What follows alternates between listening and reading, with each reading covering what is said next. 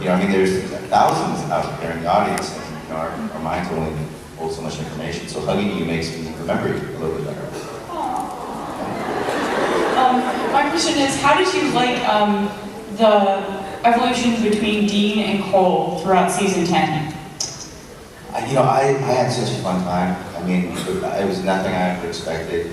I finally waited a very long time to play a military character. You know, I served 4 years, and I've gone out for every military project in Hollywood. Come second on almost every role you can imagine. You know, watching different actors get a role. Jeremy Renner, you know, it was between me and him for Hurt Locker, and you know, all the Captain America, guys up for that. Chris Evans got it. So I finally was like, hey, I'm a real Marine here, people.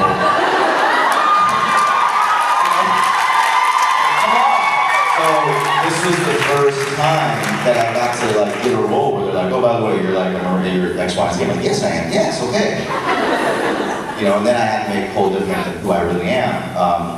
And that was interesting because, you know, one of the things I really respected and admired both about Jensen and Jared is they've been on a television show for 10 years, now 11.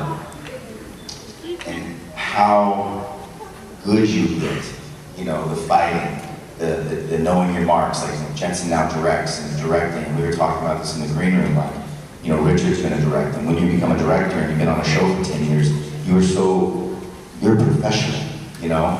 And so when I jump onto a set that has been working and functioning for 10 years, it's like a well-oiled machine. You're like, it's like, whew, you know, you're like, okay, you know, holy Jesus, you guys know what you're doing. Because I'm used to independent movies where everybody doesn't know what the hell they're doing. Like, who's that? I don't know what's going on, move the lights, that doesn't look right. But this one's like, boom, boom, boom, you ready to go? I'm like, yes, I'm ready to go. No, I'm not ready to go. And oh my God, the cameras are rolling, and that's Jensen Ackles, and he's big. He's bigger than me. But I love working with Jensen because I've known him for so long, and we've had the same group of friends. You know, we like I said, grown up in the industry together. He did Dark Angel, and then he got this show, and he took off, right? And so to get there and be with him, and I met him 2 years earlier on an airplane in Vancouver. We were, you know, I was doing a show called Alcatraz, and I was 35 pounds heavier than I am now. I put on a bunch of weight.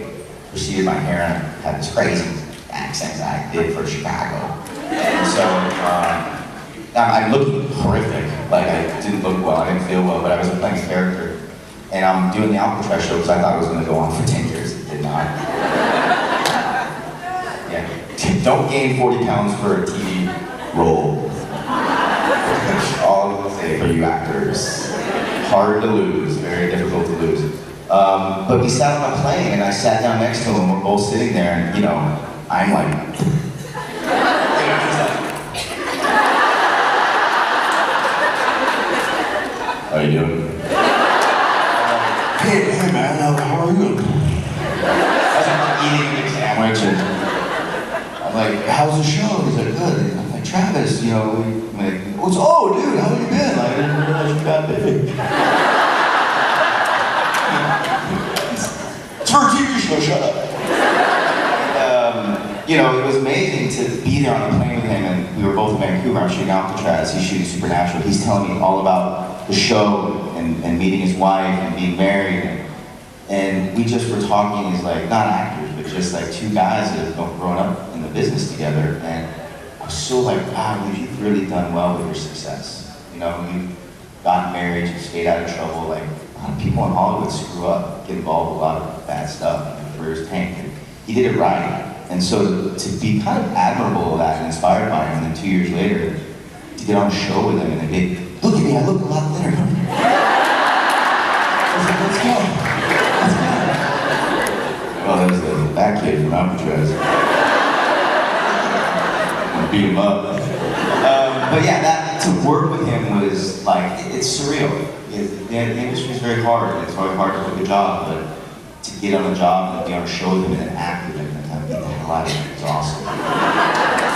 And I loved our art. I loved what Jenny Klein, Bob Singer, and the writers of the show, I loved what they did, because Cole came in and it was like, who the hell is this guy? And he reminded me of a culmination of all these military guys I knew and I didn't really like, and they're arrogant, and, you know, they think they're have a very, very bad habit, I think, of thinking they're better than everyone else. And they do, they just do. They're like, I'm a Marine, oh, you're the Army, okay, whatever. And like, you know, I got it, I'm like, no, we all are part of this team to defend our nation. I have a huge respect for all levels, but I just played Cole as this is really cocky, arrogant, unlikable guy that has a vendetta.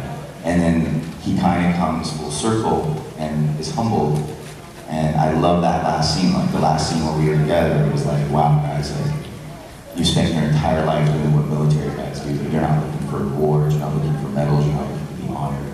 It's pretty cool, because all of us, military guys do great, but then we get uniforms, we stand up, and we get recognized, you guys clap for us. These two characters don't get any acknowledgement. And those are heroes, and people who don't need to be acknowledged for heroism. And I struggle with that, because when I do something good, I'm always like, look, I did good. And sometimes, the two characters of the Winchester boys are just humble guys.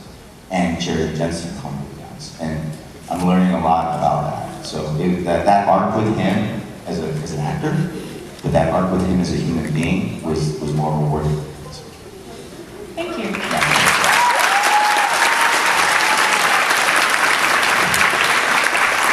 I met you last night too. Mm-hmm. Yeah, by the bar. Say again? You're in the military. Yeah, I found my ID. You find your ID? That a girl. United States military, ladies and gentlemen. That's actually what I was wanting to ask you about. I was just curious about your service record, what you did for those 4 years. I was fortunate to serve from 1994, before most of you were born. Some of you were like, hell no. Yeah. 94 to 97, 3.5 years.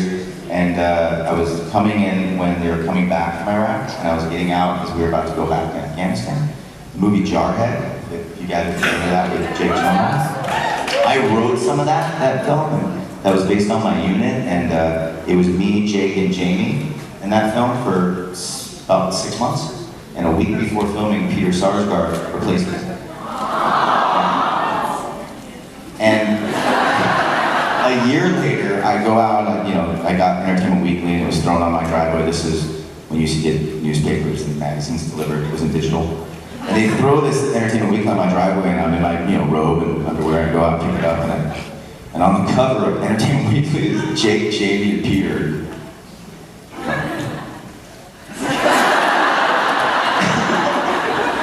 Not a Marine, Peter. But yeah, so I served in a time of peace, but we were also, it was kind of on high edge.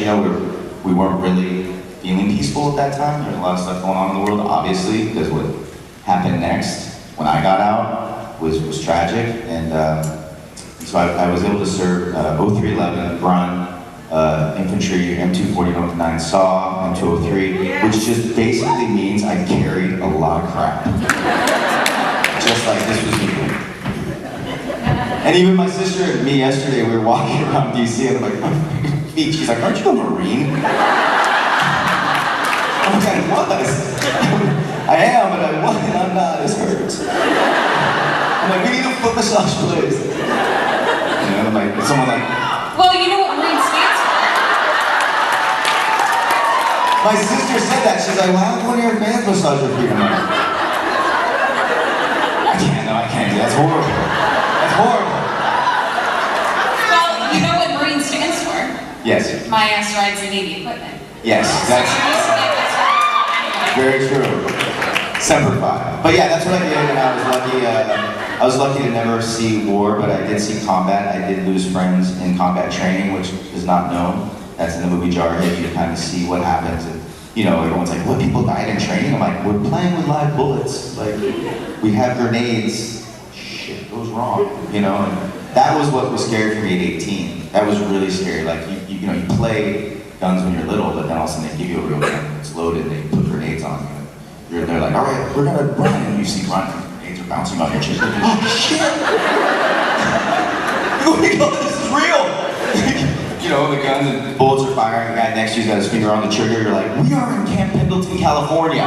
Take your finger off, no one's around. He's like, so you know, sadly, I lost a few friends in training, and myself. I got caught in barbed wire during combat training, and I got stuck. It popped up, and my knee went one way, blew out. And so, you know, in '97, I had to have 2 reconstructive surgeries, and so, you know, because it was combat training, they said, you know, we'll give you an honorable discharge, not medical. So, I was honorably discharged in '97, and I've auditioned for every military role since. And I got one.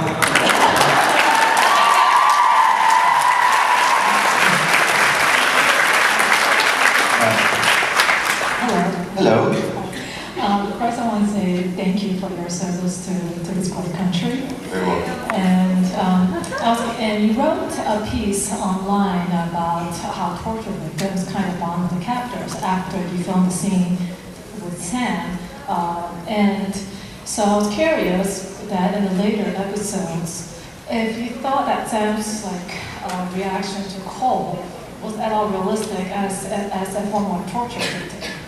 Yeah, I mean, it was interesting because, you know, I know Jared really well. He's such a sympathetic, empathetic, wonderful human being, but I'm learning who Sam is, right? And what I did to him, kidnapping, torture, and tie him up, beat him, threaten him, I mean, all the things I did, you know, punch him. I mean, I knocked the guy out like 3 times. And that was not easy to film.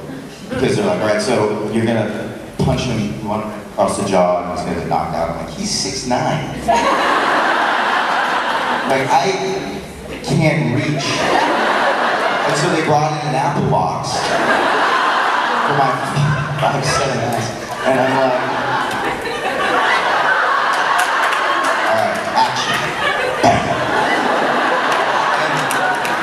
and then the other thing that was funny is during the filming when I'm walking around him and he's in the chair tied up, you know, because I like getting tied up in the chair.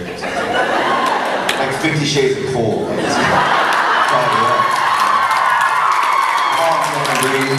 and if I don't tie you up, maybe you can tie me. If I have another tied up episode in the chair, I'm like, no, come on guys, this is weird. But as I tie him up in the chair and he's sitting there, and it was the first day of filming, first time I met Jared, because I'd never met Jared before. Other than I sat next to him at the premiere of Friday the 13th in Hollywood, which was weird. So both of the stars of the show, I sat next to at one point. Don't worry, I'll meet you guys in like 5 years. But you know, as he's sitting in the chair and I'm walking around him, I'm like, he's sitting and we're the same height. That was my thought process when I'm filming that. So when you go back and watch it, you see me do this? I'm literally like, this guy is the same height. And I'm like, they're like, you know, when you grab his throat, and I'm like, you mean like this? He's like, well, I want you bending down when you grab his throat. And I'm like, another apple box, please? But, yeah, I wonder, you know, I don't know why Sam is, I think he's just really maybe got a huge, deep place in his heart for people who served in the military. And it was like, you know, I gotta be careful what I say here. But I really do. I think he's very empathetic to me, and I think he realizes that his family was killed by these monsters and demons, and that my family is you know, a lot of comparisons to my character for what happened to them. And so that's been a plus, and it's also been people like, it's kind of a carbon copy of them.